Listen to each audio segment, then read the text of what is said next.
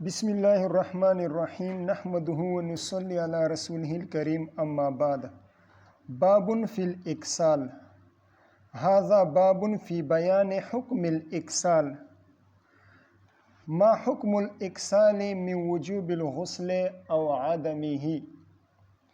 اکسال کے نتیجے میں غسل واجب ہوتا ہے یا غسل واجب نہیں ہوتا، اس سلسلے میں یہ باب ہے۔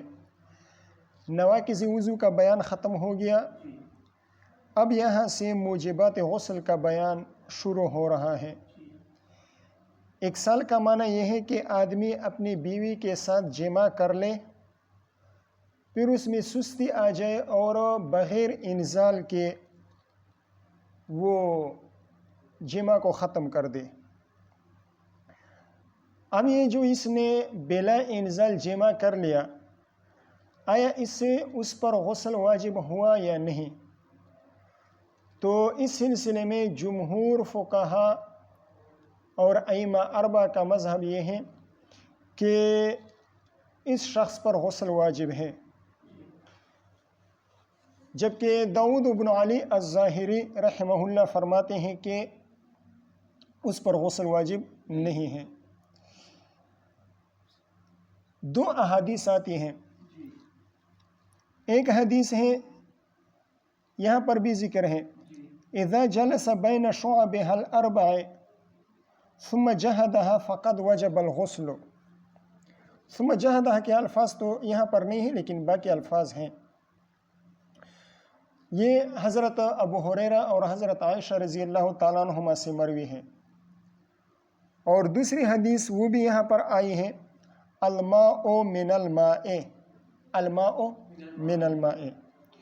تو انصار اور مہاجرین ان کا آپس میں اختلاف ہوا تھا۔ انصار صحابہ کرام رضی اللہ عنہم کا مذہب یہ تھا کہ اکسال کی صورت میں غسل واجب نہیں ہوتا، اور وہ دلیل پیش کر رہے تھے الماء من الماء والی، یعنی الماء من الماء کیا مطلب؟ الغسل من المنی، جب خروج منی ہوگا تب غسل واجب ہوگا، اگر خروج منی نہ ہوا ہو تو غسل واجب نہیں ہوتا۔ تو ان کی دلیل یہ تھی، جبکہ مہاجرین کا مذہب یہ تھا کہ جب ایک مرتبہ غیبوبت حشفہ ہو جائے تو چاہے انزال ہوا ہو یا نہ ہوا ہو اس پر غسل واجب ہوتا ہے، اور ان کی دلیل اذا التقى الختان الختان یہ والی روایت تھی۔ ایک مرتبہ حضرت عمر فاروق رضی اللہ تعالیٰ عنہ کے مجلس میں انصار اور مہاجرین کا اس سلسلے میں بات چلی۔ انصار کہہ رہے تھے کہ غسل واجب نہیں ہوتا، مہاجرین کہہ رہے تھے کہ غسل واجب ہوتا ہے۔ تو حضرت عمر فاروق رضی اللہ تعالیٰ عنہ حضرت عمر فاروق رضی اللہ تعالیٰ عنہ نے فرمایا انتم اہل بدر الاخیار فکیف بمن بعدکم۔ آپ حضرات بڑے بڑے صحابہ کرام ہیں اور اہل بدر صحابہ کرام ہیں، جب آپ حضرات کی یہ حالت ہے کہ آپ کا اس مسئلے میں اختلاف ہو رہا ہے تو بعد والے لوگوں کا کیا حال ہوگا؟ تو انصار اور مہاجرین دونوں نے عرض کیا کہ اے امیر المؤمنین، آپ اس مسئلے کو اگر حل کرنا چاہتے ہیں تو ازواج مطہرات سے پوچھ لیں۔ تو حضرت عمر فاروق رضی اللہ تعالیٰ عنہ نے حضرت حفصہ رضی اللہ تعالیٰ عنہ کے پاس کسی شخص کو بھیجا کہ اس مسئلے میں کیا حکم ہے، آیا غسل واجب ہوتا ہے یا نہیں؟ تو حضرت حفصہ رضی اللہ تعالیٰ عنہ نے لا علمی کا اظہار فرمایا کہ مجھے اس سلسلے میں کچھ معلوم نہیں ہے۔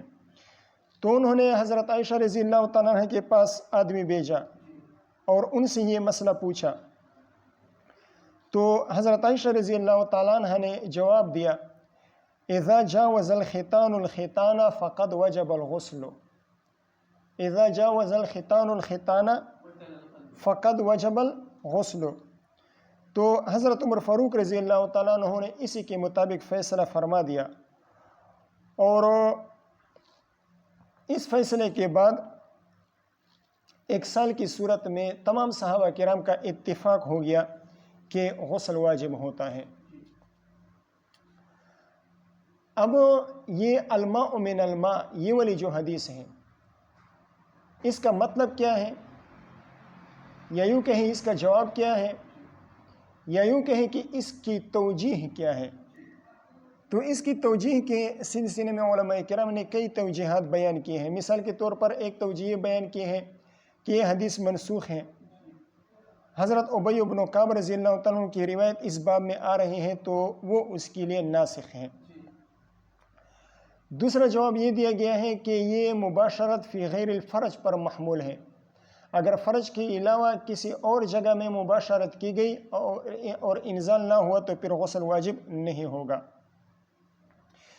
تیسرا جواب یہ دیا گیا ہے یا تیسری توجیہ یہ کی گئی ہے کہ الماء من الماء یہ عام ہے، چاہے حقیقی ہو یا حکمی ہو، اور علاج ماء حکمی ہے، یعنی علاج انزال کے حکم میں ہے، تو جب علاج پایا جائے گا تو ہم انزال کا حکم لگائیں گے، اگرچہ انزال نہ بھی ہوا ہو لیکن ہم حکم لگائیں گے انزال کا کہ انزال ہو چکا ہے، تو اس صورت میں غسل واجب ہو جائے گا۔ چوتھی توجیہ حضرت ابن عباس رضی اللہ تعالیٰ عنہما کی ہے، جس کو امام ترمذی رحمہ اللہ نے بھی ذکر فرمائی ہے، اور وہ یہ کہ یہ حدیث احتلام پر محمول ہے، احتلام پر محمول ہے۔ اگر خواب دیکھا، خواب میں اس نے اپنی بیوی کے ساتھ جمع کر لیا یا کسی اور کے ساتھ کر لیا، تو اب یوں کہیں کہ جمع کی دو قسمیں ہیں، ایک ہے جمع فی الیقظہ اور ایک ہے جمع فی النوم۔ جمع فی الیقظہ کی صورت میں یہ حکم ہے اذا التقى الختان الختان فقد وجب الغسل، اور جمع فی النوم کی صورت میں الماء من الماء والی صورت ہے کہ اگر نیند میں خواب میں جمع کر لیا اور انزال نہ ہوا تو پھر غسل واجب نہیں ہوگا۔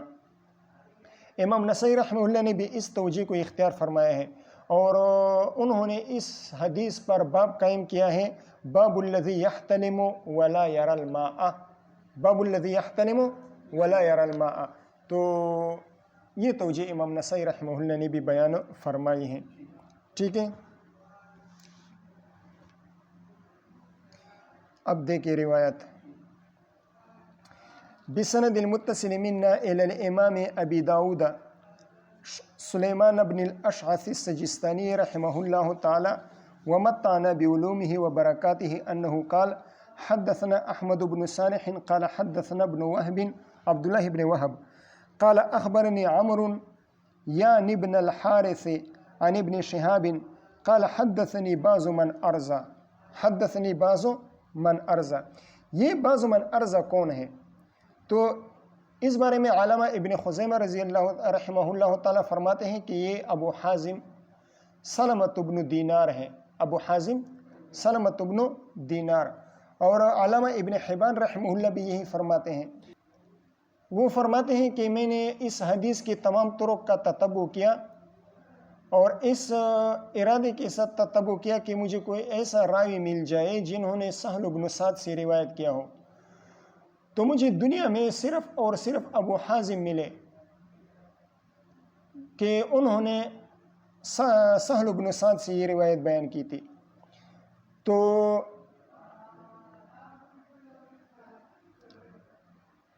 وہ فرماتے ہیں کہ علامہ ابن شہاب زہری رحمہ اللہ کی اس قول حدثنی بعض من ارزا، اس بعض من ارزا سے مراد ابو حازم ہے۔ حدثني بعض من أرزى أن سهل بن سعد الساعدي سهل بن سعد بن مالك بن خالد الأنصاري أخبر سهل بعض من أرزى، أخبر سهل بعض من أرزى، ٹھیک ہے، أخبره أن أبي بن كعب أخبره، حضرت ابی بن کعب رضی اللہ تعالیٰ عنہ نے انہیں حکم دیا، انہیں خبر دی۔ حضرت سہل بن سعد ساعدی فرماتے ہیں کہ ابی بن کعب رضی اللہ تعالیٰ عنہ نے مجھے خبر دیا ان رسول اللہ صلی اللہ علیہ وسلم قال انما جعل ذلك رخصة للناس في اول الاسلام، انما جعل ذلك رخصة للناس في اول الاسلام، فی اول الاسلام یعنی فی ابتداء الاسلام، ابتدائی اسلام میں آپ صلی اللہ علیہ وسلم نے یہ حکم دیا تھا کہ جب کوئی آدمی اپنی بیوی کے ساتھ جمع کر لے اور انزال نہ ہو تو غسل واجب نہیں ہوتا۔ یہ حکم کیوں دیا تھا؟ لقلۃ الثیاب، چونکہ اس زمانے میں لوگوں کے ساتھ کپڑے کم ہوا کرتے تھے اور سردی زیادہ ہوتی تھی، تو آپ صلی اللہ علیہ وسلم نے لوگوں کی آسانی اور سہولت کے لیے یہ حکم ارشاد فرمایا تھا کہ جب تک منی کا خروج نہ ہوا ہو، منی کا انزال نہ ہوا ہو، تو اس وقت تک غسل واجب نہیں ہوتا۔ پھر بعد میں یہ حکم منسوخ ہو گیا اور 1 سال کی صورت میں غسل کا حکم دیا گیا اگرچہ انزال نہ بھی ہوا ہو۔ بات سمجھ میں آ گئی؟ صحابہ کرام اور انصار اور مہاجرین، ان صحابہ کرام کا آپ وہ ابتدا میں آپ ان کا اختلاف سن چکے، لیکن اس مذہب پر 1 سال کی صورت میں غسل نہ کرنے کے مذہب پر بعض صحابہ کرام برقرار رہے، انہیں ناسخ کا علم نہ ہوا۔ اذا جاوز الختان الختان یا اذا التقى الختانان، یہ روایت انہیں نہ پہنچی۔ ان روایت میں سے حضرت سعد بن ابی وقاص، حضرت ابو ایوب انصاری، حضرت ابو سعید خدری، حضرت رافع بن خدیج، حضرت زید بن خالد رضی اللہ تعالیٰ عنہم، اور ان کے علاوہ حضرت سلیمان بن مہران الاعمش رحمہ اللہ، یہ حضرت بھی تھے، یہ اپنے اسی پرانے والے مذہب پر برقرار رہے۔ ہو سکتا ہے انہیں اذا جاوز الختان یا اذا التقى الختانان یہ حدیث انہیں نہ پہنچی ہو۔ ثم امر بالغسل، پھر غسل کا حکم دیا گیا۔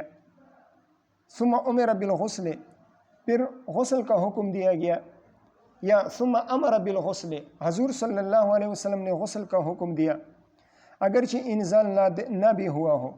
وَنَهَا عَنْ ذَلِكَ، یعنی ابتدائی اسلام میں 1 سال کی صورت میں جو عدم غسل کا حکم دیا تھا، اس عدم غسل سے ممانعت فرما دی۔ اب چاہے انزال ہوا ہو یا نہ ہوا ہو، جب غیبوبت حشفہ ہو گیا تو غسل واجب ہو جائے گا۔ قال ابو داود یعنی الماء من الماء، یعنی الماء من الماء، اس قال ابو داود سے امام ابو داود رحمہ اللہ کی غرض یہ ہے کہ حدیث میں جو ذالک کا لفظ وارد ہوا ہے، انما جعل ذالک رخصۃ للناس، اس ذالک سے مراد الماء من الماء ہے۔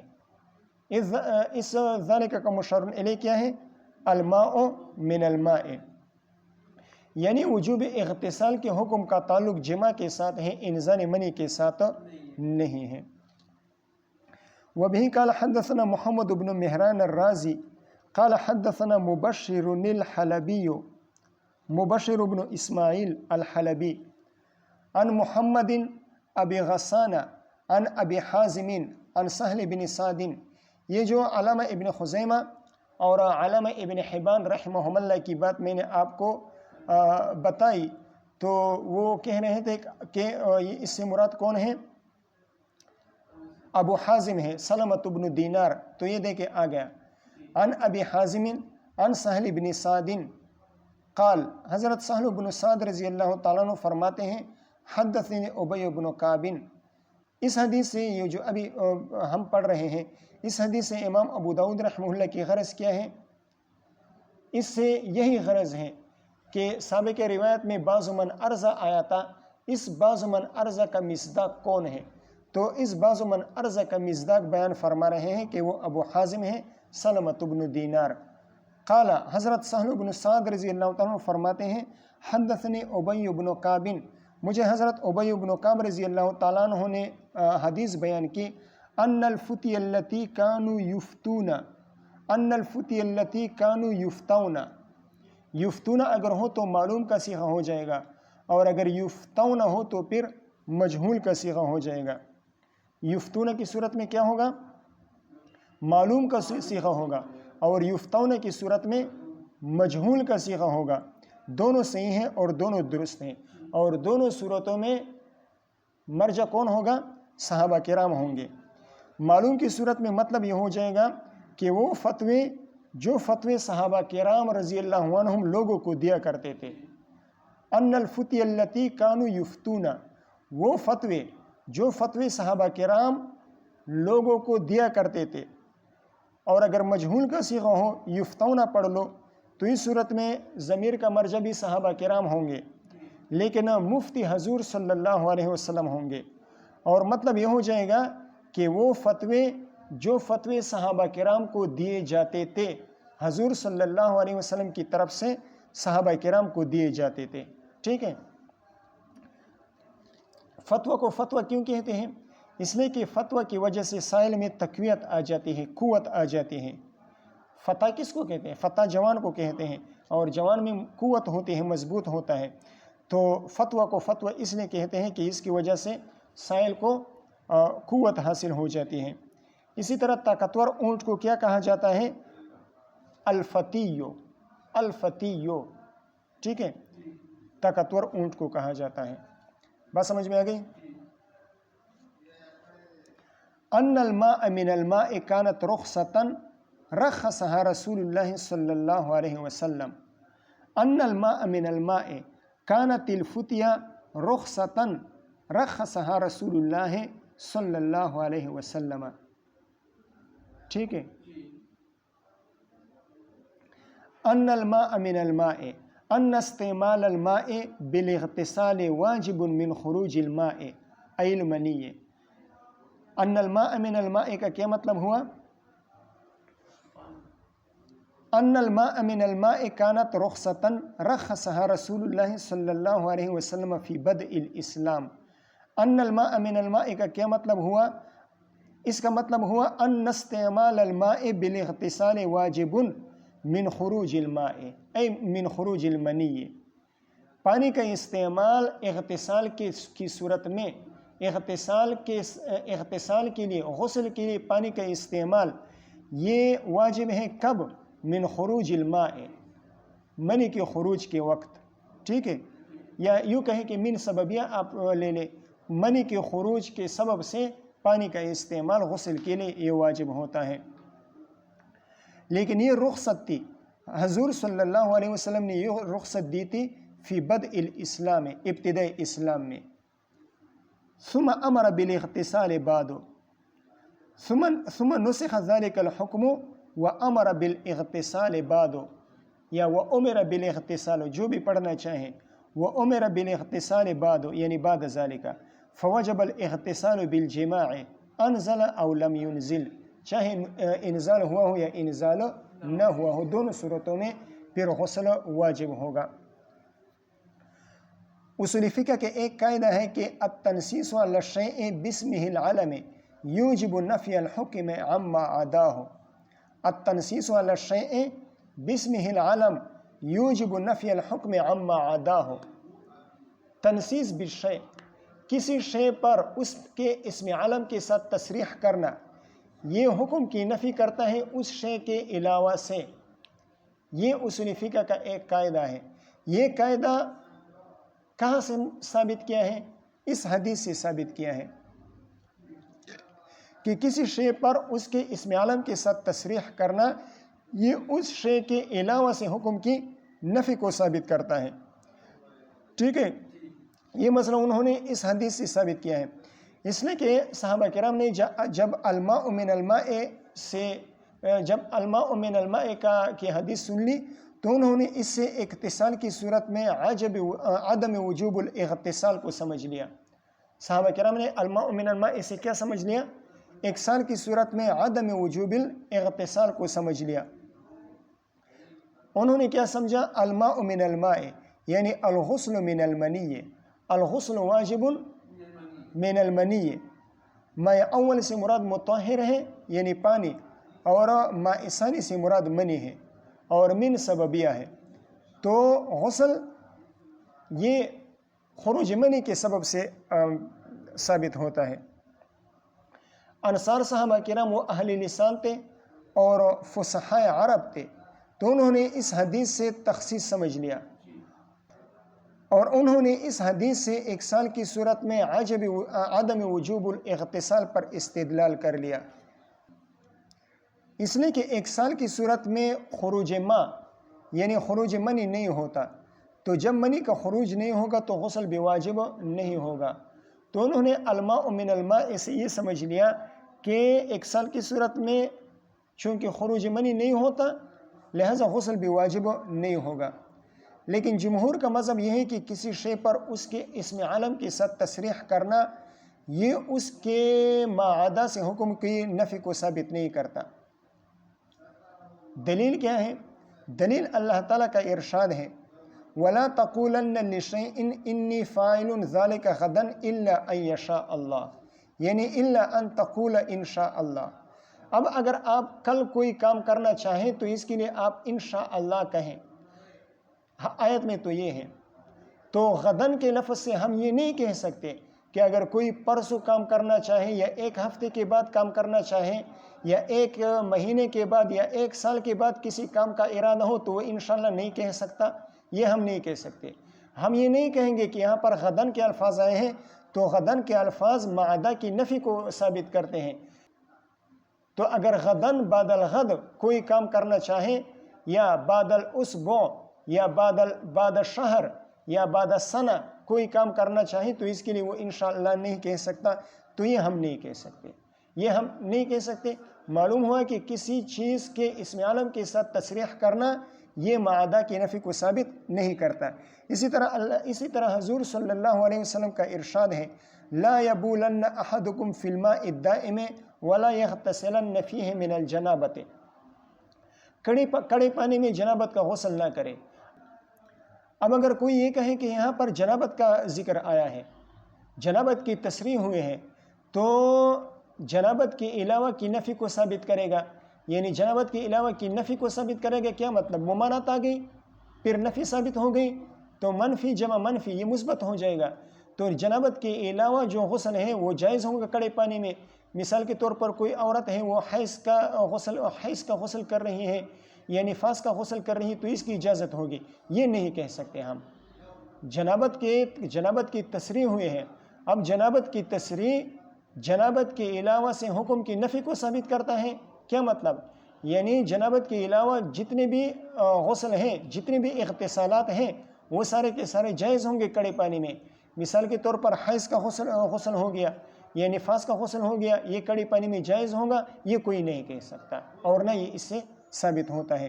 تو معلوم ہوا کہ کسی شے پر اس کے اسم عالم کے ساتھ تصریح کرنا یہ اس شے کے معدہ سے حکم کی نفی کو ثابت نہیں کرتا۔ ٹھیک ہے، اس قاعدے والوں نے جو یہ بات کی ہے کہ انصار نے اس قاعدے سے الماء من الماء سے 1 سال کی صورت میں عدم وجوب الغسل پر استدلال کر لیا، تو انصار نے اس قاعدے کی بنا پر عدم وجوب الغسل پر استدلال نہیں کیا تھا 1 سال کی صورت میں، بلکہ انہوں نے استدلال کیا تھا لام استغراق کے ساتھ۔ لام استغراق کے ساتھ مطلب یہ ہے کہ تمام کے تمام وہ اغتسالات جو منی کے ساتھ متعلق ہیں وہ سب کے سب منی میں منحصر ہیں۔ تمام کے تمام اغتسالات جن کا تعلق منی کے ساتھ ہے تو وہ منحصر ہیں منی کے ساتھ، منی کے علاوہ میں وہ اغتسالات ثابت نہیں ہوتے۔ لہٰذا 1 سال کی صورت میں چونکہ منی کا خروج نہیں ہوتا، منی کا تحقق نہیں ہوتا، تو غسل بھی واجب نہیں ہوگا 1 سال کی صورت میں۔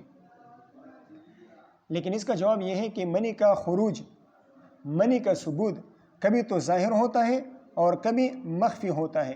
مثال کے طور پر یقینی طور پر انزال ہو گیا تو منی کا ثبوت اور تحقق آ گیا ظاہری طور پر، اور کبھی منی کا ظہور اور ثبوت وہ ظاہر نہیں ہوتا بلکہ مخفی ہوتا ہے، تو ہم اس صورت میں ہم دلالتاً منی کے ثبوت اور خروج کا حکم لگائیں گے، جیسا کہ التقاء الختانین کی صورت میں ہوتا ہے۔ اور التقاء الختانین والی صورت میں ہم دلالتاً منی کے ثبوت اور خروج کا حکم اس لیے لگاتے ہیں، التقاء الختانین کی صورت میں ہم دلالتاً منی کے ثبوت اور خروج کا حکم اس لیے لگاتے ہیں کہ التقاء الختانین یہ نزول منی کا سبب ہے، نزول منی کا سبب ہے، تو التقاء کو نزول منی کے قائم مقام ہم قرار دیں گے۔ نزول منی، خروج منی یہ کیا ہوتا ہے؟ یہ امر مخفی ہے، تو التقاء الختانین کو ہم اس امر مخفی کے قائم مقام قرار دیں گے، جیسا کہ نوم کی صورت میں ہوتا ہے۔ نوم کی صورت میں ہم نوم کو حدث کے قائم مقام قرار دیتے ہیں، اس لیے کہ نوم کی صورت میں وقوف علی الحدث یہ متعذر ہوتا ہے۔ نوم کی صورت میں وقوف علی الحدث کیا ہوتا ہے؟ متعذر ہوتا ہے، وہاں پر خروج ریح کا انسان کو پتہ نہیں چلتا، تو ہم نفس نوم کو حدث کے قائم مقام اور خروج ریح کے قائم مقام قرار دیتے ہیں، اور انتقاض طہارت، انتقاض وضو کا حکم لگاتے ہیں۔ بات سمجھ میں آ گئی؟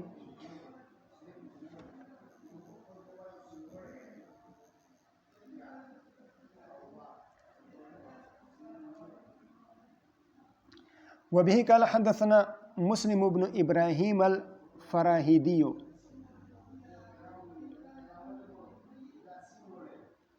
وبه قال حدثنا مسلم بن إبراهيم الفراهيدي قال حدثنا هشام الدستوائي وشعبة عن قتادة عن الحسن، حسن سے مراد حسن بصری رحمہ اللہ ہے، عن ابی رافع عن ابی ہریرہ رضی اللہ تعالیٰ عنہ وعنہم عن النبی صلی اللہ علیہ وسلم قال، حضور صلی اللہ علیہ وسلم فرماتے ہیں، اذا قعد بین شعبها الاربع، اذا قعد الرجل بین شعب المرأة الاربع، جب آدمی اپنی بیوی کے چار شاخوں کے درمیان بیٹھ جائے، شعبها الاربع، بین شعبها الاربع، اس سے کیا مراد ہے؟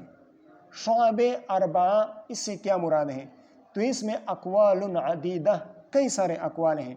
ایک قول یہ ہے کہ دونوں ہاتھ اور دونوں پاؤں مراد ہیں، دوسرا قول یہ ہے کہ دونوں پاؤں اور دونوں ران مراد ہیں، تیسرا قول یہ ہے کہ دونوں پنڈلیاں اور دونوں ران مراد ہیں، اور چوتھا قول یہ ہے کہ دونوں ران اور فرج کے دونوں اطراف مراد ہیں۔ مطلب یہ ہے کہ وجوب غسل انزال پر موقوف نہیں ہے، بلکہ جب غیبوبت حشفہ ہو جائے گا تو دونوں پر غسل واجب ہو جائے گا، چاہے انزال ہوا ہو یا انزال نہ ہوا ہو، ٹھیک ہے۔ وَأَلْزَقَ الْخِتَانُ الْخِتَانَ، وَأَلْزَقَ الْخِتَانَ الْخِتَانَ، اور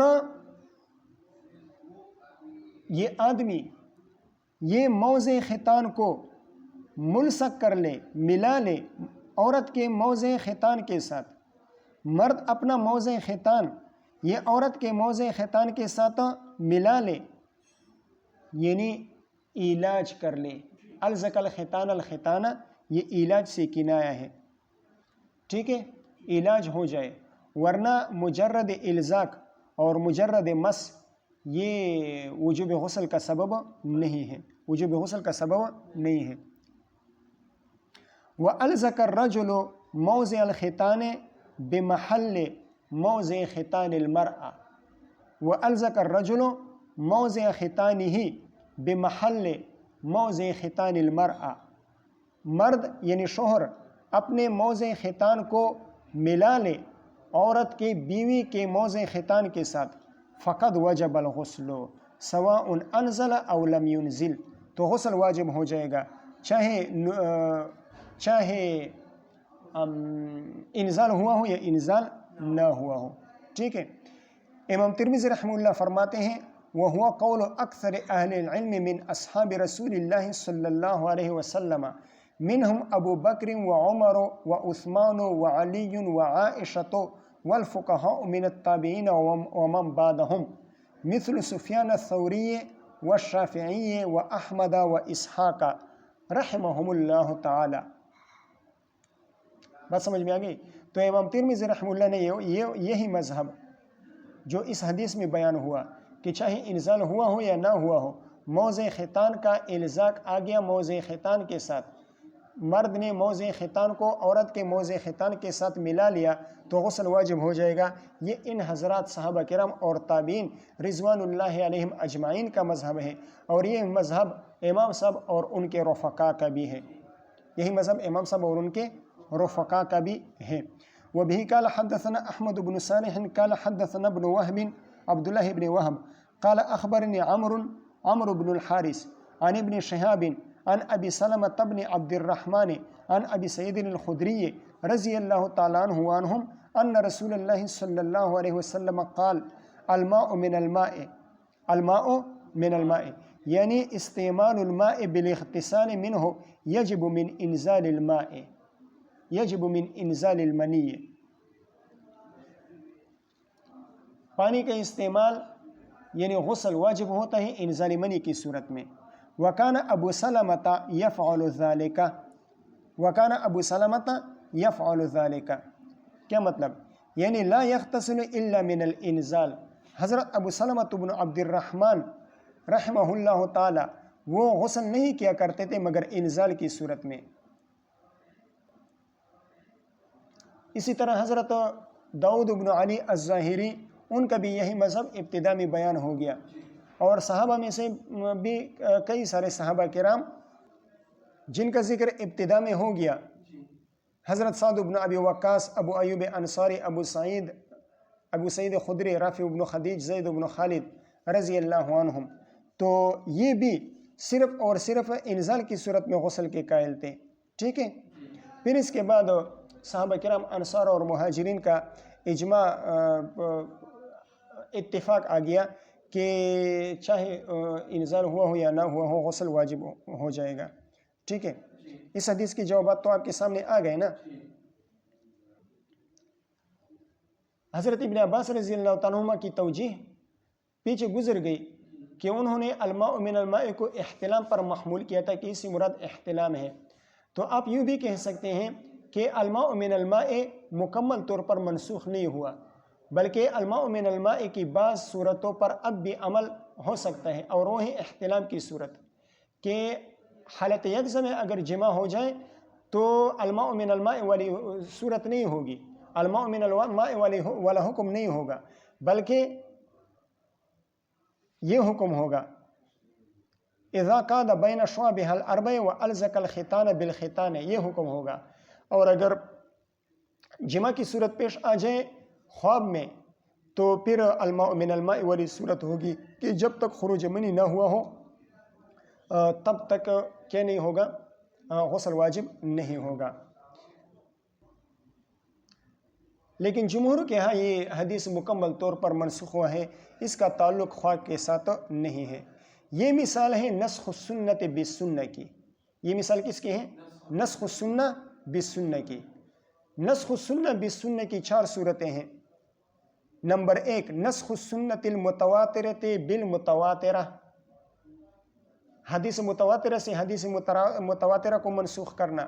دوسرے ہے نسخ خبر الواحد بخبر الواحد، خبر واحد کے ذریعے سے خبر واحد کو منسوخ کرنا۔ اور تیسری صورت ہے نسخ خبر الواحد بالمتواتر، متواتر حدیث کے ذریعے سے خبر واحد کو منسوخ کرنا۔ تو یہ 3 صورتیں بالاتفاق جائز ہیں، اور چوتھی صورت جمہور کے ہاں ناجائز ہیں اور بعض حضرات کے ہاں جائز ہیں۔ چوتھی صورت کیا ہے؟ نسخ المتواتر بالآحاد، خبر واحد کے ذریعے سے خبر متواتر کو منسوخ کرنا۔ تو یہ جمہور کے ہاں ناجائز ہے یہ صورت، نہ خبر واحد کے ذریعے سے خبر متواتر کو منسوخ نہیں کیا جا سکتا، اور بعض حضرات کے ہاں یہ صورت بھی جائز ہے۔ واللہ سبحانہ وتعالی عالم بالصواب۔